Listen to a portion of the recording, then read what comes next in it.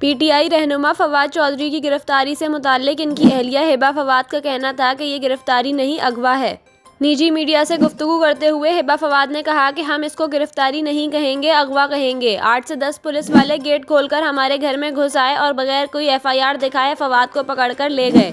उन्होंने कहा कि मेरी दरख्वास्त है कि इम्पोर्टेड हुकूमत जो कर रही है या जिसने भी फवाद चौधरी को उठाया है, हमें बताया जाए कि इन्हें किस रोल के तहत उठाया गया।